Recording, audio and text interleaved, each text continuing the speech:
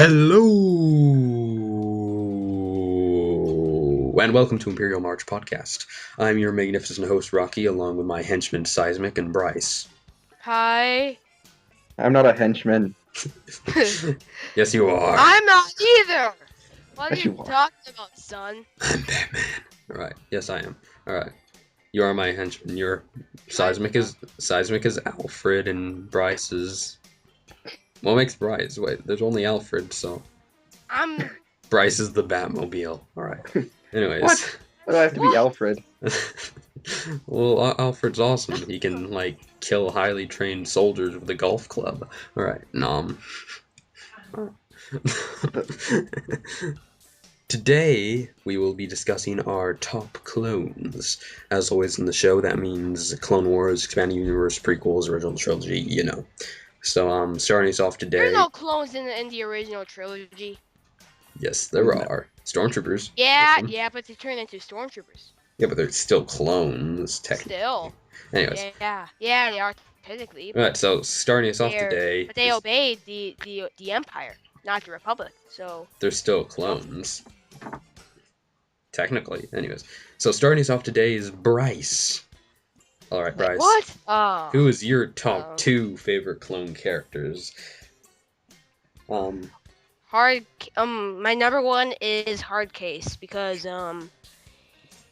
he was he was one of my favorite characters from the Umbara arc because of his personality and his humor, I guess, that he added. Agreed. He was really funny. I think just Hardcase was the closest to Scorch we ever got in the Clone Wars. Yes. Personality-wise. I mean, I know Scorch was there, but I think he was closest to it. Scorch was only in the Clone Wars for 5 seconds. He didn't even say anything. We all know that Scorch would be and like... that's not Scorch, anyway. I know. Scorch would be like talking the whole time. He would probably be just like sir, I blew stuff up. Yeah, buddy. Yeah, buddy. I didn't hear that in the game. Alright, who's your number one? Wait, that was my number one. Oh, I mean, who's your number two then? Waxer. No jokes, people in the comments. Alright. Yes, Waxer. Wait, was he the one that died? Sorry. Don't kill me, people. He was the one from Innocence of Ryloth where he helped Numa. I know, but was he the one who died in the Umbaran arc? I know either Wax or Boyle died. Worst death ever. I know. Actually, it was really sad. Even though that and it was totally unneeded. Only that? No, it wasn't unneeded. It was that death and the death of not death, but the season finale of season 5 were the two ones that got me really emotional and gooey in the inside, So. But I don't think Waxer's death was necessarily unneeded because he did inspire them to turn against Krell, kinda, in a way. Well, I bet you anything that they were going to do that anyway if he found out. Yeah, but I don't know. It just wouldn't have been like seeing Waxer die like that with the tear and stuff made it more dramatic when they faced Krell.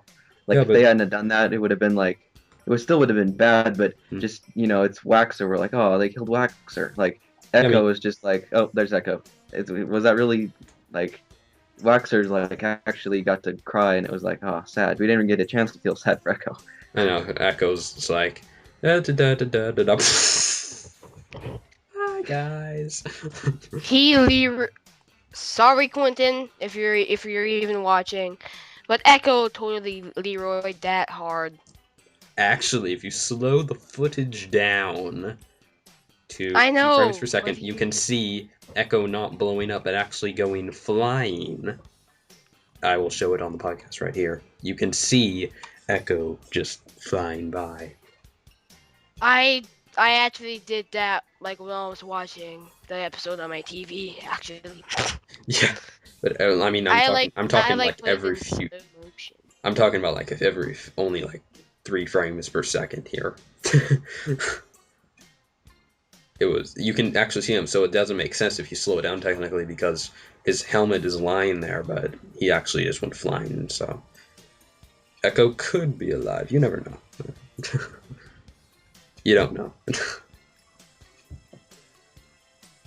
Same with Greg. Gregor is probably alive. Yeah, Gregor. He has commando armor. Come on. And he has that back-to processing crap, so Yeah. even if he is dead, they can just go and scan him or whatever.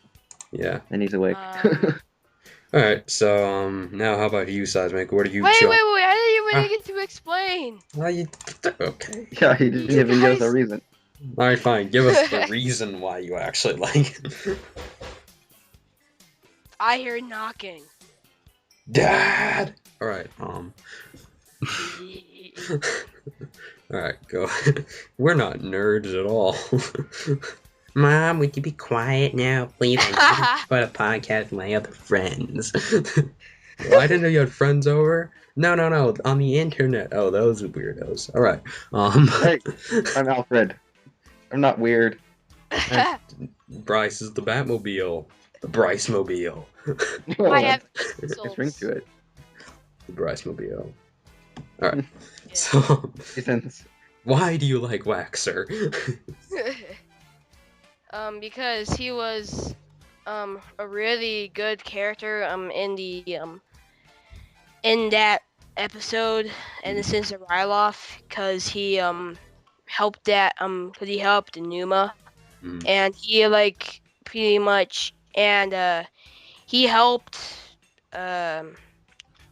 them save all of those Twi'lek people. I forget the name of the town / city, but I know the planet's but right. that was like, but that was pretty much my favorite episode of the season. Yeah, I really like that episode. I watched it back again, and I love the story and everything, but you can see how much the animation's improved since then on that episode. Yeah. Like if you just watch, you're like, oh wow. It's kind of funny because like the animation slowly changes over the course of the show. Just keeps getting better to where it's 2 different completely levels from season 1 to season 5, but you don't even notice it because they've been doing it. Yeah, hey, it wasn't that bad. No, not like the story, the animation.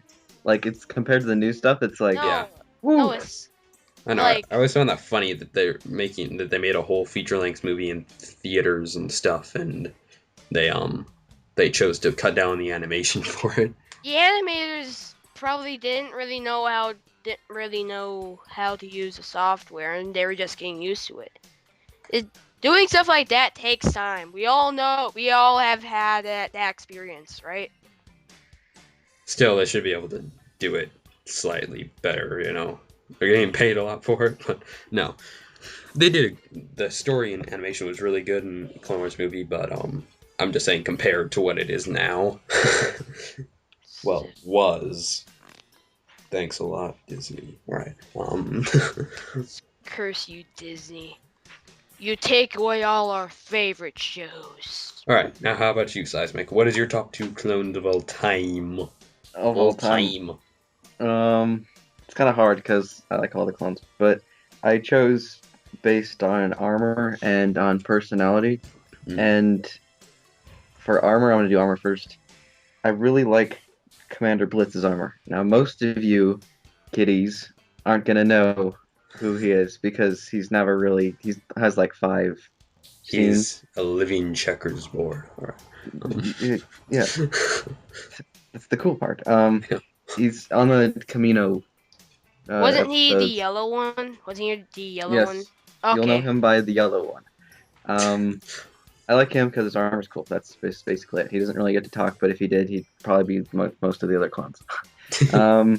Let's go. Wait, who are you again? I don't remember. Actually, he does have a line. He tells those guys to shoot the rockets, and then he says march or whatever. So Yeah, I have 2 lines in the Clone Wars.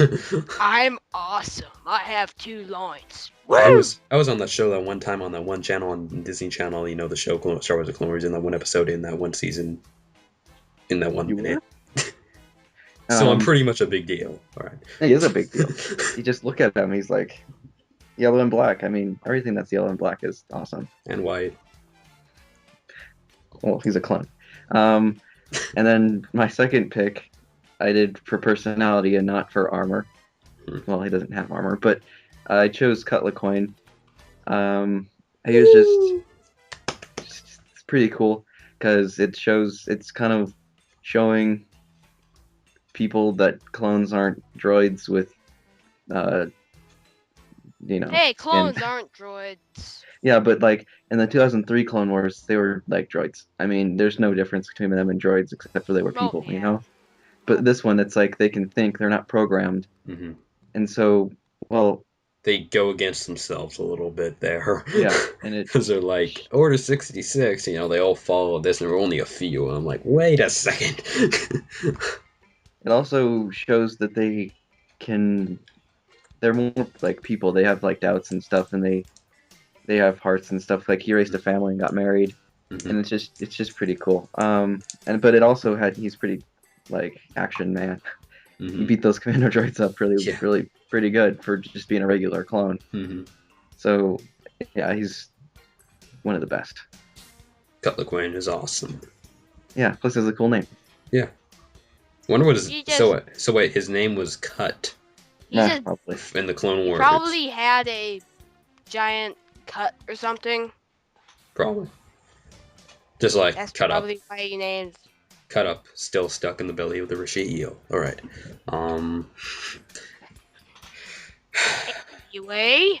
Alright, so I guess it's my turn now. Maybe. I mean, there's 3 people, and we both win. Alright, so. Okay, now it's my turn. My second favorite would have to be, I'm doing, just like, this is not my most favorite, but my second favorite would have to be Republic Commando Scorch. Applaud me, please. Yeah. Done. Yeah. Wow. Alright, so now, why? A lot of people will be asking. So, well, because he's awesome. First off, he is the demolitions expert of Delta Squad, and he has a great sense of humor and lots of. He's Michael Bay's son. What? No, Michael Bay isn't that cool.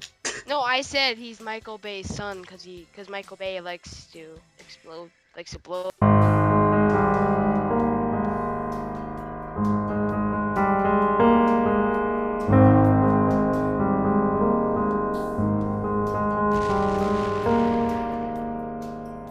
Very interesting character because on the inside, shown later in the series, he is almost darker than anyone else in Delta Squad on the inside.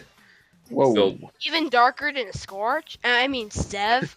Yes, he's darker than Scorch. Because he's filled with hatred for the war and all the loss of his brothers, but he keeps up the act of being funny and stuff because he knows that if he's not funny and keeps the humor, that the squad will lose morale and stuff, morale, or however you say it. But on the outside, he rarely shows his other side, but when he does, it's awesome. Alright, so in the Karen Travis book series, he actually lined up a bunch of separatists who blew up a bunch of clones and shot them in a row. Kind of lost it. That's just why those books are awesome. I know, the books are awesome. Like, nowhere else can you see a clone like that. It's like, they just have one personality and that's it. Probably because most books don't write about clones, but... I know. It's a shame. Alright. Most Star Wars books are about rebels and stuff. Most Star Wars books are about Jedi, gosh. I mean, I love Jedi. Jedi aren't even that interesting. I'm sorry, Jedi lovers, but... Jedi are cool and stuff because I love but I mean, I prefer the general people like citizens and bounty hunters and stuff, Yeah, there's...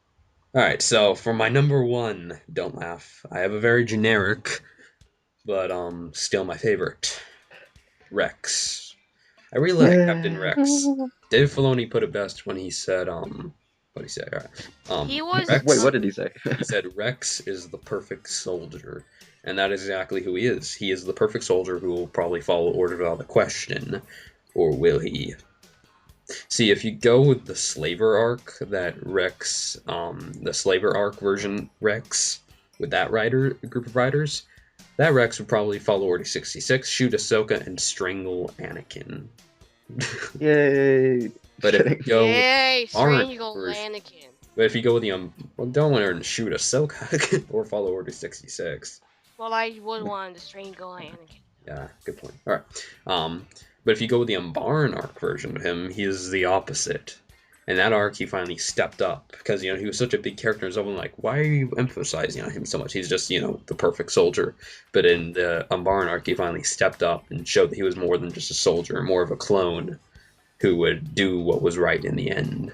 I just think Rex is awesome. So, yeah. Is that everybody? I guess that's everyone. Any other clones that we need to give a shout out to? Besides Fixer, Sev, and Boss. Well, all of them. And Darman, and Niner, and Atten. You could go forever just naming all clones. Oh, yeah, and Core. I know. And Taylor, and Vin, and Jay. Now you're just doing Republic Commandos. Well, those are Republic Commandos. But I think we have reached the end of our podcasting session. As always, I thank you all so much for watching, and don't forget to like, favorite, do what you do, and tell us in the comment section, what do you want us to do from now for our Wednesday show? As you may have noticed, our Let's Plays have been far from viral. Successful. How can they not be? They have Scorch. I know, they have Scorch. What's wrong with you people? Alright, so we want you guys to tell us what you want to see on Wednesdays. Perhaps a different game you want us to play. It's up to you, the viewer. But, so it's up to you, the viewer, our 2 subscribers on Geonosis, and our stalker. Alright, so, thanks for watching. And subscribe to join the Imperial Army today! Bye. Bye. See you later, people. See you 3 people that watch our stuff. Yeah, and yeah, alright. Yeah, 3 people, 2 clones and the stalker. Alright. Bye, everyone. Bye. Bye. Space pizza.